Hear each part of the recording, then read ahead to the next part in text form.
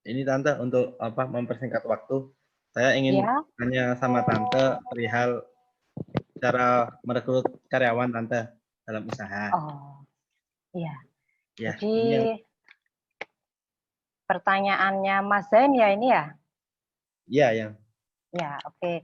Cara perekrutan karyawan untuk di perusahaan kami, karena kami bergerak di bidang perikanan, otomatis untuk karyawan semuanya paling tidak harus mengerti ikan. Kemudian ada 3 unit produksi di perusahaan kami. Jadi ada untuk produksi fish meal, ada fish oil, dan ada cold storage. Untuk masing-masing unit tadi, kami memerlukan profesional dari karyawan-karyawan tersebut untuk menguasai mesin yang pertama, karena untuk proses fish meal dan fish oil itu menggunakan mesin. Jadi mereka harus menguasai di bidang teknik pengoperasian mesin. Kemudian yang kedua, karyawan yang kami butuhkan adalah karyawan yang menguasai processing. Jadi untuk komposisi tepung dan komposisi minyak yang kami hasilkan harus benar-benar diproses oleh orang-orang yang profesional di bidangnya. Kemudian yang ketiga yang kami butuhkan adalah karyawan yang menguasai bidang manajemen untuk keuangan. Jadi ada perputaran atau sirkulasi uang yang harus kami bukukan, harus kami catat secara rinci untuk mengetahui berapa harga yang harus kami keluarkan atau kami tawarkan kepada buyer supaya ada perimbangan antara harga yang harus kami keluarkan untuk modal dengan harga barang yang harus kami jual, begitu, Mas Zain. Kira-kira begitu, mungkin ada pertanyaan yang lain?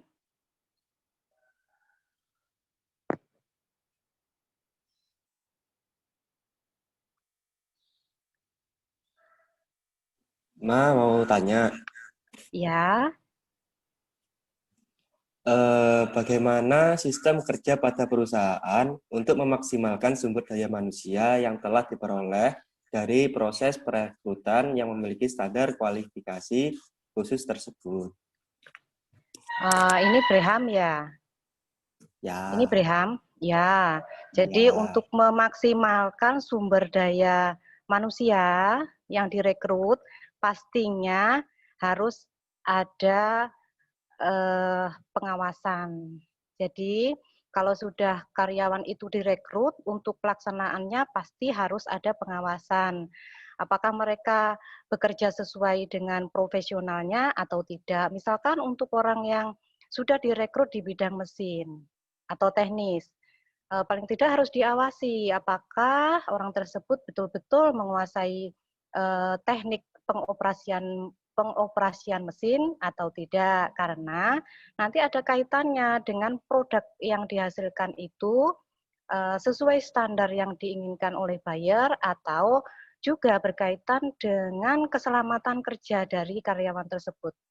Kemudian yang kedua, harus selalu ada koordinasi. Jadi antara karyawan dalam pengoperasional produksi dengan dengan direktur terutama harus ada koordinasi, selalu harus ada koordinasi supaya produk yang dihasilkan itu sesuai dengan permintaan dari buyer. Kemudian yang ketiga harus ada motivasi. Jadi harus diberi motivasi selalu karyawan itu untuk melakukan pekerjaan dengan baik, melakukan pekerjaan dengan sepenuh hati, dan selalu menjaga semangat mereka untuk selalu menganggap bahwa perusahaan itu betul-betul harus dibuat untuk kemajuannya itu bersama-sama. Tidak bisa hanya pemiliknya saja, tapi harus ada karyawan juga harus ada partisipasi untuk membuat perusahaan menjadi lebih maju, begitu. Ada lagi, Braham? Cukup, Ma. Sebentar, Masa cukup? pertanyaan berikutnya. Ya, oke. Makasih Pertanyaan kembali. berikutnya. Ya.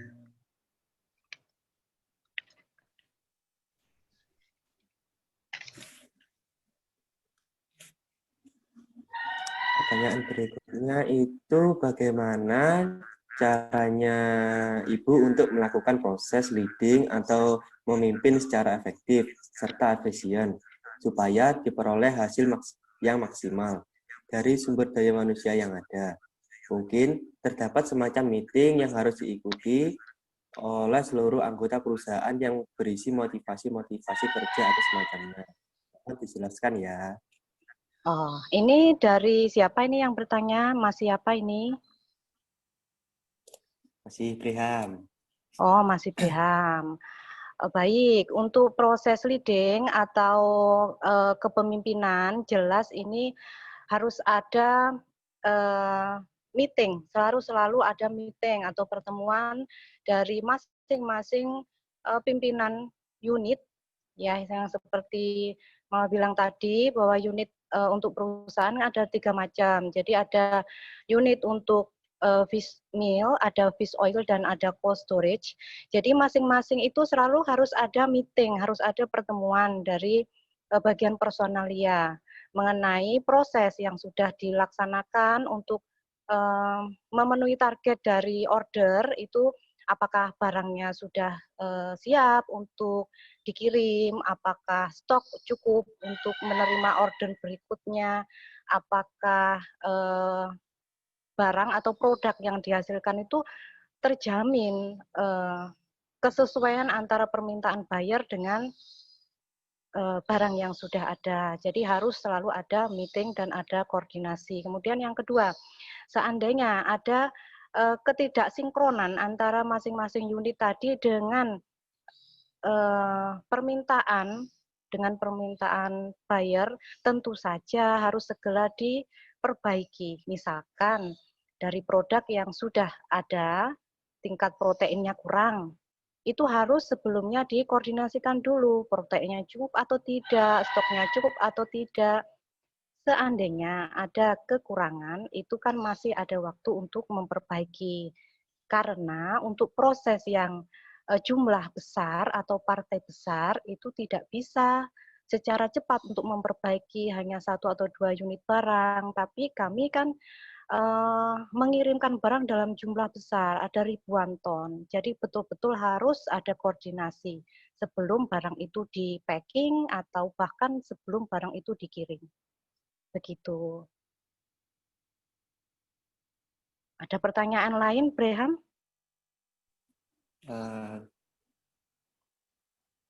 Keuangan, koordinasi dengan keuangan atau koordinasi dengan pembukuan, mungkin ada pertanyaan? Mungkin Rizal atau Audrey ada pertanyaan. Rizal ya. Iya.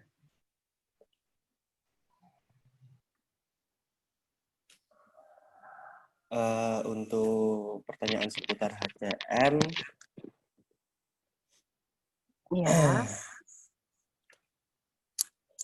upaya apa yang Ibu lakukan untuk mengontrol sumber daya manusia pada perusahaan dalam melaksanakan proses kerja?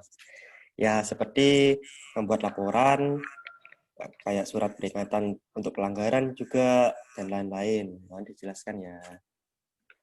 Ini yang bertanya Mas Bri. Rizal. Oh, Mas Bri lagi. Oh, oke, masih tanya lagi. Ya. Jadi pertanyaannya itu bagaimana pengawasan dari pihak perusahaan kepada karyawan supaya mereka bisa melakukan pekerjaan sesuai dengan yang diharapkan gitu ya? Iya, Ma. Oh gitu, baik. Oh, leading ya, untuk jadi ini ada kepemimpinan. Jadi untuk proses leading atau kepemimpinan itu, setelah perusahaan itu merekrut karyawan, tentu saja harus ada pengawasan. Pada saat perekrutan karyawan, itu kan pasti ada namanya perjanjian kerja atau kontrak kerja. meliputi kontrak untuk jam mulai masuk kantor, mulai produksi barang itu harus disepakati. Jadi kalau misalkan ada karyawan yang tidak tepat waktu atau izin dengan meninggalkan pekerjaan tanpa izin, itu pastinya harus ada komunikasi, karena sebab apa mereka izin, karena apa mereka tidak bekerja tepat waktu. Nah, apabila hal tersebut dilakukan secara berulang kali, otomatis pihak perusahaan kan harus menjaga kestabilan, menjaga kedisiplinan. Otomatis pasti ada surat peringatan untuk itu. Yang kedua, selain karyawan itu bekerja di perusahaan untuk tenaganya atau profesionalitasnya, mereka juga merupakan manusia yang harus dijaga haknya. Jadi memberikan apa yang menjadi hak karyawan itu harus ditepati sesuai kontrak. Jadi seperti gaji atau cuti atau kesejahteraan yang lain itu harus diberikan sesuai porsinya. Jadi tidak bisa perusahaan seenaknya sendiri untuk menentukan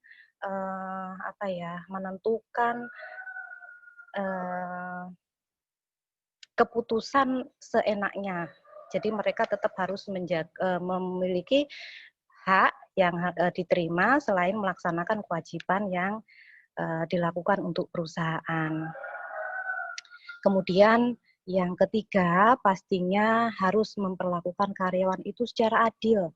Jadi misalkan untuk beberapa kepala unit atau untuk karyawan tentu saja harus membedakan porsi kerja dengan gaji yang mereka terima. Kalau porsi kerjanya berat, porsi kerjanya banyak resiko, tentu saja harus berbeda haknya dengan karyawan yang memiliki kerja yang tidak terlalu berat atau resiko yang tidak besar. Jadi seperti itu untuk leading atau kepemimpinan di CV Surya Ananta Sentosa. Mungkin ada yang perlu ditambahkan lagi? Saya Bu mau bertanya. Ya, baik. Rizal tentang finance. Iya, tentang finance, Rizal. Mas Rizal ya, baik. Iya. Bagaimana dengan biaya tahun ini? Ada perubahan yang signifikan dibanding tahun sebelumnya? Baik, terima kasih. Ya, terima kasih Mas Rizal untuk pertanyaannya. Jadi untuk tahun ini, kebetulan di perusahaan kami ada unit baru yang di tahun 2021 nanti akan launching, yaitu ada unit cold storage. Jadi tentu saja untuk perusahaan ada penambahan pembiayaan, mulai dari gedung dan mesin. Itu untuk dari pihak perusahaan. Kemudian untuk pembiayaan karyawan untuk tahun ini tidak ada peningkatan. Jadi untuk penggajian atau pemberian bayaran kepada karyawan tidak ada peningkatan, jadi masih sesuai dengan kontrak di tahun 2019. Kemudian untuk operasional mungkin yang kami harus lebih fokus lagi ada pajak, Mas Risa. Jadi untuk mulai tahun 2020 ini kan memang untuk perpajakan itu lebih detail, lebih teliti. Jadi untuk pajak itu betul-betul kami harus memberikan porsi bahwa kadang pengiriman ke beberapa buyer itu harus menyertakan slip pajak. Jadi kami sudah membayarkan pajak apa belum? Kalau kami belum membayarkan pajak, dari pihak buyer juga belum bisa untuk memberikan transfer sesuai dengan kontrak yang ada. Jadi itu. Mungkin ada lagi, Mas Rizal. Oh, ya, terima kasih. Terima kasih kembali.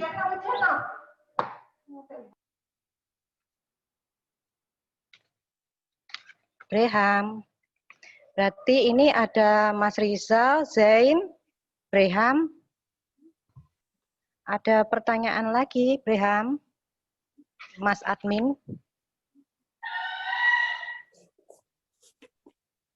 Nah,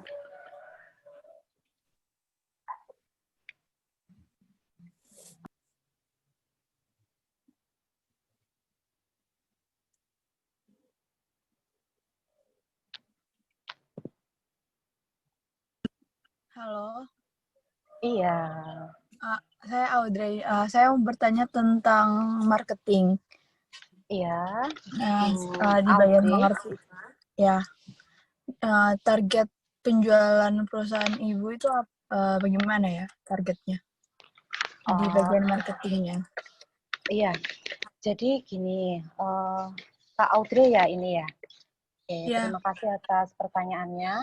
Jadi untuk perusahaan kami, memang ada target untuk setiap bulan itu kami harus bisa memenuhi pengiriman sekitar 15.000 ton ya. Jadi 15.000 ton itu untuk setiap bulan. Jadi supaya perputaran modal kami selalu dalam keadaan yang stabil, jadi barang yang kami stok harus kami keluarkan, harus dijual sesuai dengan apa ya, dengan target kami. Jadi ada 15.000 ton untuk fish meal, kemudian untuk fish oil itu bisa kami target 4 kali pengiriman dalam 1 bulan. Jadi 1 minggu kami target 1 kali pengiriman, 1 kali tangki untuk fish oil. Jadi gitu, Mbak Audrey. Oh ya, baik Bu. Makasih. Sama-sama. Nah, apa itu berarti dalam 1 bulan harus 15.000 ton ya itu? Iya, 15.000 ton. 15.000 ton. Caranya bagaimana baru bisa mencapai target tersebut? Promosi yang dilakukan itu seperti apa mungkin? Bisa dijelasin? Iya, jadi untuk Surya Ananta itu kan memang produk utamanya adalah fish meal. Jadi untuk fish meal itu kalau kami mengeluarkan dalam partai besar itu kan harus memberikan sampel dulu untuk diberikan kepada buyer. Jadi kami memiliki tiga macam jenis untuk fish meal, ada 53%, ada protein 53, ada protein 55, dan ada protein 60. Jadi kami membuat sampel terlebih dahulu dari masing-masing komposisi protein itu untuk diberikan, untuk ditawarkan kepada buyer. Bisa by marketing atau biasanya kami mengirimkan lewat pengiriman online. Jadi setelah barang sampel tersebut diterima oleh buyer yang kami tuju, mereka akan membuat kontrak. Jadi mereka dari pihak buyer akan membuat kontrak yang dikirimkan kepada kami by email. Nah, biasanya kontrak tersebut akan muncul sekian ribu ton. Jadi seandainya kami dalam 1 bulan itu sudah menerima kontrak sesuai dengan target, biasanya untuk pengiriman sampel akan kami cukupkan. Tetapi apabila dari pihak buyer tadi belum memenuhi target yang kami tetapkan, kami akan mengirimkan sampel kembali kepada buyer yang lain.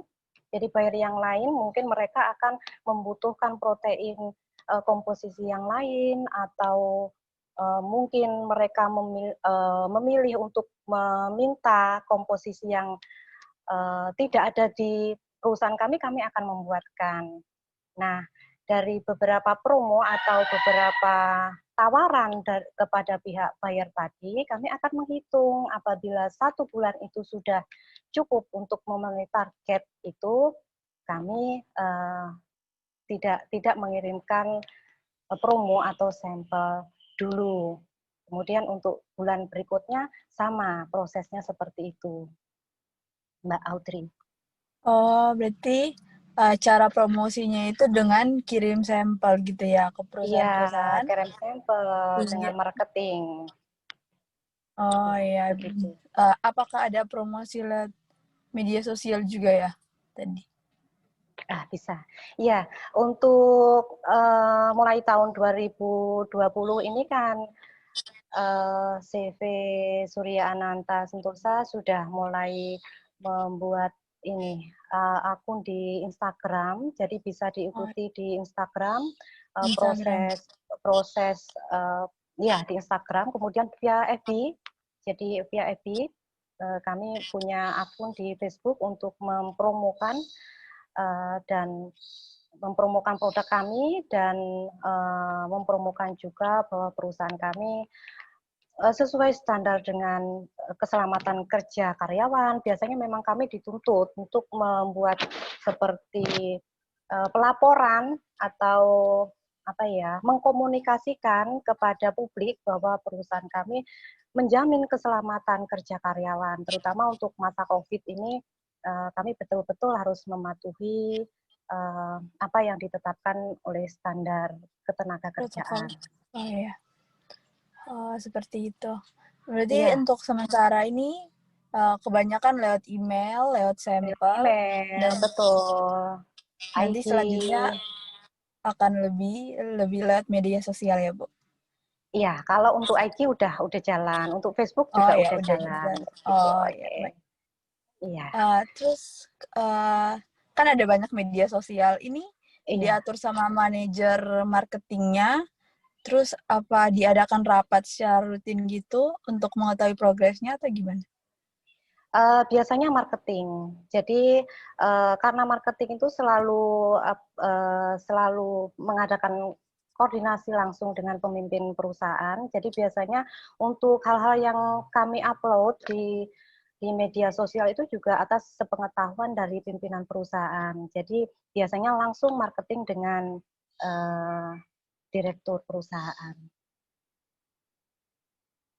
Begitu, Mbak Audrey. Oh iya, semuanya ke manajer perusahaannya ya? Iya, betul. Dengan manajer perusahaan. Pertanyaan Terus Mbak Audrey bagus sekali.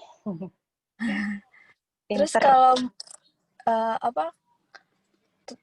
selanjutnya dari promosi-promosi tersebut, dari mengirimkan sampel lewat email, Ya, follow up terus. ya, Nah, itu apakah efektif atau bagaimana? Lebih meningkatkan penjualan iya. atau ibunya pernah kayak secara langsung ke perusahaan langsung nawarin kayak gitu?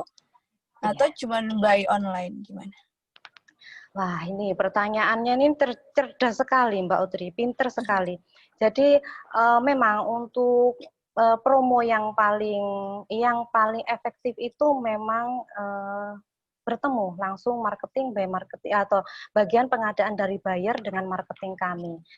Kebetulan kalau untuk CV SAS ini marketingnya biasanya sebagian besar dihandle oleh manajer, oleh direktur. Jadi untuk ketemu dengan bagian pengadaan buyer biasanya ada janji meeting di kantor atau di pabriknya mereka, atau ada juga dari pihak buyer itu datang ke perusahaan kami untuk melihat stok, melihat komposisi apakah barangnya itu sesuai dengan yang mereka inginkan. Itu biasanya mereka datang langsung ke perusahaan. Tapi tentu saja ada komunikasi sebelumnya. Jadi ada janji, ada ya pokoknya komunikasi dulu baru ketemu. Begitu. Ya, berarti dengan ketemu itu lebih meningkatkan penjualan ya. Penjualannya Iya, sangat. kayak buyer-nya itu lebih, oh saya setuju dengan Iya, produk ini. Jadi iya, lebih betul. menekan. Iya, Oh, betul sekali seperti jadi itu. Iya, penting sekali ya untuk ketemu sama iya, sama. sangat penting. Ya, baik. Terima kasih. Mungkin itu saja dari saya. Iya, terima kasih kembali.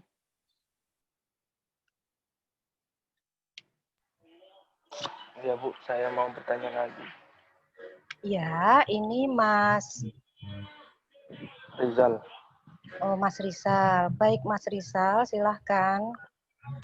bagaimana cara atau proses Ibu bisa mengatur keuangan perusahaan dalam jangka waktu yang terbatas saat ini? Terima kasih. Baik, terima kasih atas pertanyaannya Mas Rizal.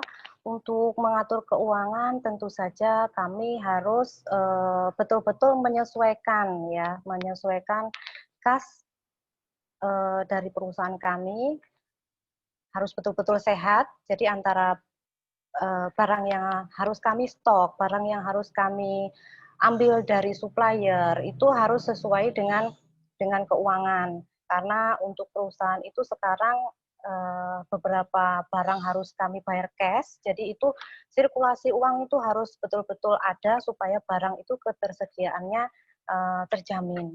Kemudian untuk karena pembayaran dari pihak bayar itu biasanya tidak langsung, tidak cash, jadi ada waktu antara 21 hari atau sampai 30 hari sesuai dengan kontrak itu baru pihak bayar itu membayarkan. Tentu saja kami harus mempunyai kas khusus untuk tetap bisa menjamin kami untuk stok barang. Jadi sebelum dari pihak bayar membayarkan, kami harus tetap stok barang, harus tetap ada sirkulasi kas itu untuk kontrak berikutnya. Nah, jadi seperti itu, Mas Rizal. Ya Bu, terima kasih. Ya, sama-sama. Terima kasih kembali. Selanjutnya Bu, apa Ya. strategi perusahaan Ibu dalam menjaga atau meningkatkan margin keuntungan dalam jangka waktu saat ini? Baik, Mas Rizal. Pertanyaannya bagus sekali ya. Jadi bagaimana supaya perusahaan meningkatkan. Baik, kebetulan di perusahaan kami itu mulai tahun 2021 rencananya akan ada unit baru yang kami launching. Ada cold storage selain fish meal dan fish oil yang kami produksi itu 2021 nanti kami akan memproduksi ikan beku. Jadi strategi kami seperti itu kenapa? Karena untuk perusahaan kami itu kan awalnya memproses dari ikan-ikan ruca, ikan-ikan yang tidak layak konsumsi. Nah, ikan yang tidak layak konsumsi itu biasanya kami ambil dari perusahaan pembekuan ikan, dan kami tentu saja membutuhkan transportasi, membutuhkan supplier yang kadang kami sulit mendapatkan. Nah, dengan adanya cold storage atau pembekuan ikan, kami akan bisa menjaga sirkulasi dari ikan konsumsi tadi. Ada yang akhir kami proses di produk fish oil atau fish meal, jadi bisa dalam satu tempat. Kalau di pembekuan tidak layak, akan kami proses di minyak. Kalau minyak tidak layak, akan kami proses di fish meal. Jadi dari situ margin dari keuntungan kami akan ada kesinambungan. Jadi dari masing-masing unit nanti akan ada kesinambungan. Kalau di fish meal nggak bisa, di fish oil nggak bisa, akan di proses yang lain. Itu Mas Rizal. Ya, terima kasih. Terima kasih kembali. Bagaimana Ya. cara Ibu memonitor dan mengawasi jumlah pemasukan dan pengeluaran uang dalam perusahaan? Terima kasih. Baik. Ya, terima kasih kembali pertanyaannya Mas Rizal. Jadi kalau di perusahaan kami itu ada bagian manajer keuangan. Jadi pada manajer keuangan itu harus mencatat, harus ada catatan rutin per tanggal. Contohnya untuk catatan pembelian barang. Jadi barang masuk untuk tanggal ini itu dari supplier mana saja, jumlahnya berapa, itu harus ada catatan yang rinci. Bobotnya berapa, harganya berapa, itu juga harus dicatat dengan rinci.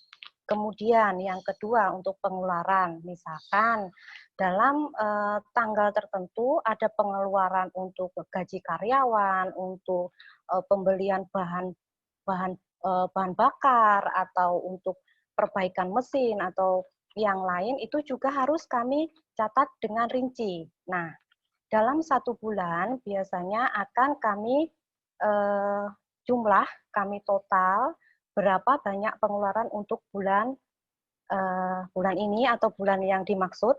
Jadi berapa banyak pengeluaran, berapa banyak stok barang yang sudah dibayarkan, dan berapa banyak pembayaran dari pihak bayar yang kami terima. Nah, dari situ akan ketemu apakah penjualan kami itu ada keuntungan dengan dikurangi pengeluaran operasional, apakah masih ada keuntungan, dan apakah keuntungan itu sesuai target, itu akan terlihat dari pencatatan setiap bulan. Nah, selain pencatatan setiap bulan, itu juga ada pencatatan setiap tahun. Jadi seperti Desember ini biasanya ada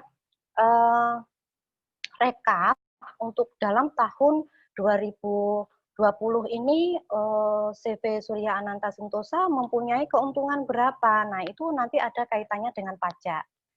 Nah, karena untuk CV itu memang ada link pajak yang harus kami taati, jadi dari situ nanti akan terlihat keuntungannya berapa dan pajak yang kami bayarkan berapa.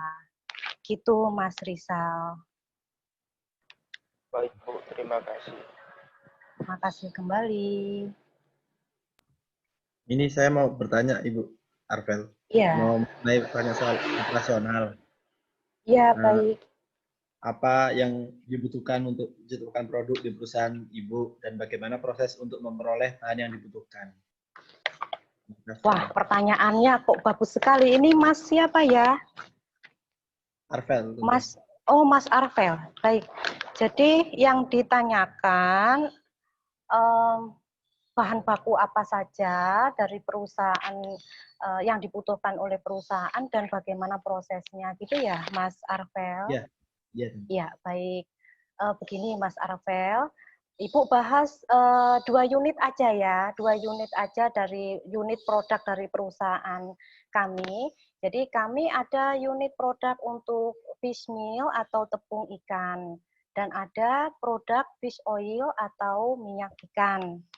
Kalau untuk tepung ikan itu memang yang dibutuhkan adalah ikan-ikan rucah atau ikan yang tidak layak konsumsi. Jadi ikan yang sudah tidak diproses untuk konsumsi itu kami olah. Ikannya itu jenisnya ada jenis pete, ada jenis lemuru, ada jenis tuna. Itu kami proses dengan urutan bahan baku yang kami terima dari supplier itu kan seperti yang Ibu sebutkan tadi adalah ikan-ikan yang sudah tidak layak konsumsi. Kami tampung dari supplier, tentu saja ada proses sortir. Jadi proses sortir itu ikannya masih betul-betul layak untuk kami proses atau sudah sangat tidak layak. Nah, itu nanti ada kaitannya dengan harga beli dari bahan baku. Jadi kalau untuk ikan yang sangat tidak layak, tentu saja harganya akan berbeda dengan barang yang dengan bahan baku yang lebih layak. Kemudian dari sortasi atau sortir tadi, kami akan menyisihkan dulu produk bahan-bahan bahan-bahan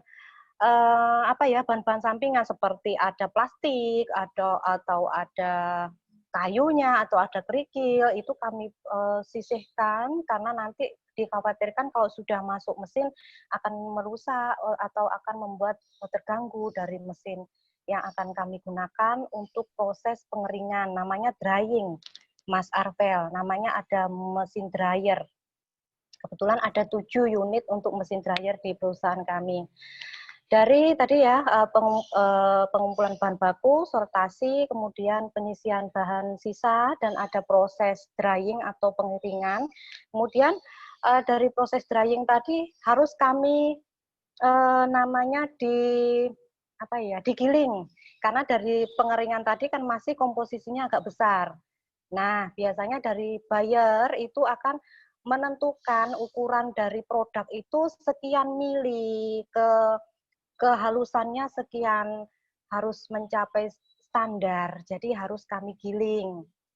pada saat penggilingan itu biasanya kami akan menyesuaikan permintaan dari buyer, apakah protein 53, apa protein 55, apa protein 60, itu ada namanya pencampuran atau mixing.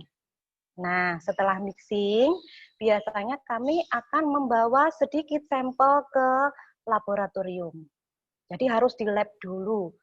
Nah, kalau sudah hasil labnya itu keluar sesuai dengan permintaan buyer, kami baru mengadakan packing atau pengemasan. Jadi dikemas pada sak-sak tertentu untuk dibuat stok. Nah, kalau sudah stok jadi, kami lihat dulu kontraknya. Kontraknya itu turun, kami harus kirim di tanggal berapa. Kalau misalkan pada tanggal kontrak itu stok sudah cukup, baru kami akan berkoordinasi dengan pihak transportasi untuk melakukan proses pengiriman barang. Oh ya, tentu saja ada labeling ya Mas Rizal ya, ada label. Jadi di sak tadi ada label protein sekian, kemudian dari CV mana, kemudian beratnya berapa gitu. Itu untuk yang tepung ikan. Kemudian untuk yang minyak ikan atau fish oil itu beda sedikit dengan tepung ikan, Mas Arvel. Karena untuk minyak ikan itu kan ikan yang dibutuhkan ikan yang masih masih basah. Jadi masih basah, tapi ikan apkir juga yang dari proses konsumsi sudah tidak layak dari pabrik lain itu kan kami tampung. Nah, ini lebih simpel karena ada mesin cooking atau mesin cooker yang ikan tadi dimasukkan langsung ke mesin, kemudian ada namanya proses perebusan. Jadi ada mesin merebus untuk ikan. Nah, dari perebusan tadi akan ada perbedaan kadar air dengan kadar minyak. Karena dimasak tentu saja airnya akan mengalami proses penguapan. Setelah air tadi menguap secara keseluruhan, minyak yang ada dalam kandungan ikan tadi akan tertampung. Jadi minyaknya tertampung, kemudian bahan sisa produksi itu kan dalam bentuk tepung ikan. Jadi minyaknya tertampung, tepung ikannya akan disisihkan untuk dimasukkan ke proses fish meal. Kemudian untuk minyaknya akan kami stok sampai jumlahnya mencukupi kontrak yang kami terima. Setelah stok cukup, kontrak ada, kami akan mengirimkan, tentu saja juga ada proses labeling atau proses pengujian kadar minyak dulu. Jadi kadar minyaknya itu berapa persen, ada FAA-nya itu berapa, itu harus diproses di laboratorium dulu. Baru kalau sudah sesuai dengan permintaan buyer, baru kami akan melakukan proses packing dan pengiriman. Itu aja, 2 unit aja ya Mas Arvel, untuk Ya, yang Tante. close storage-nya belum. Oke, Terima kasih Tante. sama-sama Mas Arvel.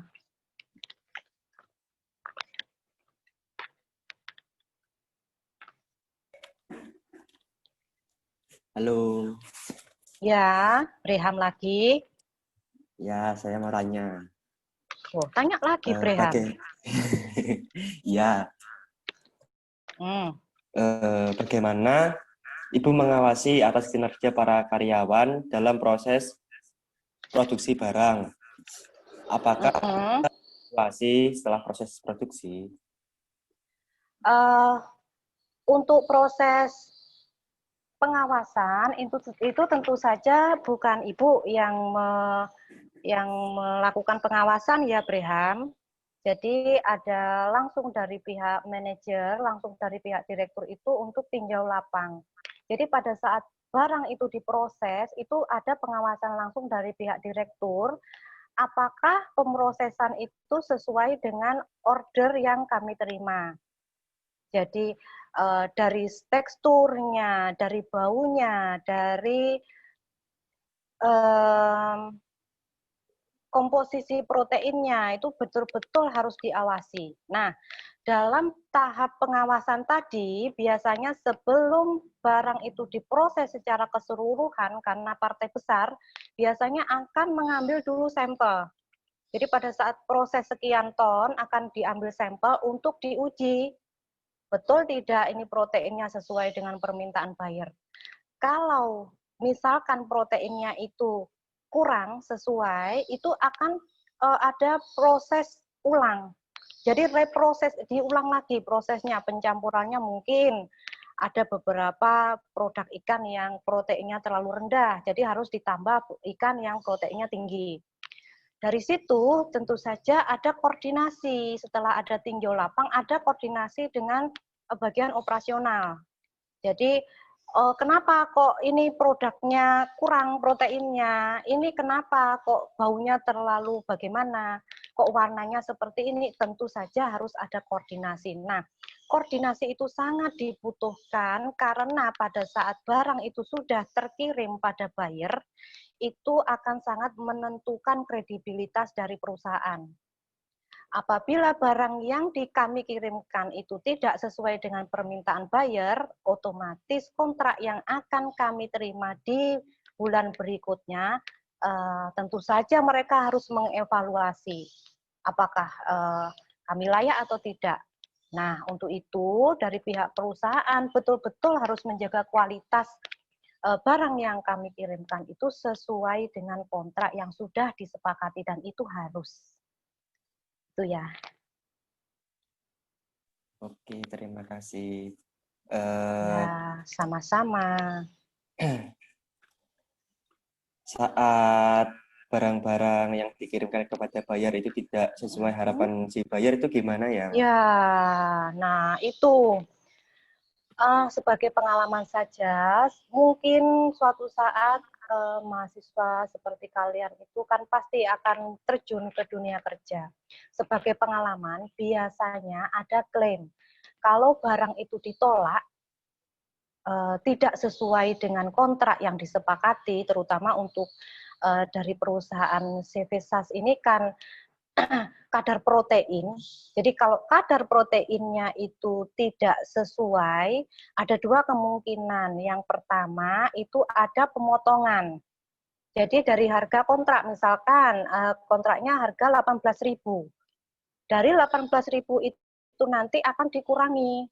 Jadi ada namanya ya ada pengurangan pokoknya. Jadi itu ada kesepakatan dari pihak perusahaan dan buyer, ada pengurangan harga, setuju atau tidak.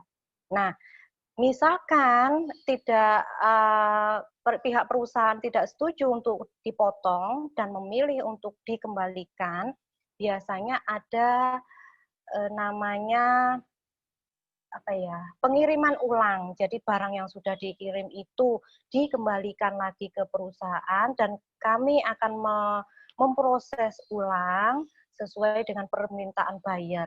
Tapi kalau sudah barang dikembalikan ini ada banyak biaya yang harus dikeluarkan. Ada biaya transportasi kembalinya barang, ada biaya operasional untuk karyawan, tentu saja harus membayar ulang kepada karyawan untuk memproses lagi barang tersebut. Nah, biasanya yang kami pilih itu dengan pemotongan, dengan catatan bahwa pemotongan tadi masih bisa dari pihak perusahaan untuk memperoleh keuntungan meskipun berkurang, asalkan tidak rugi. Kalau rugi ya tentu saja lebih baik barangnya kami tarik kembali untuk diproses ulang di perusahaan. Begitu.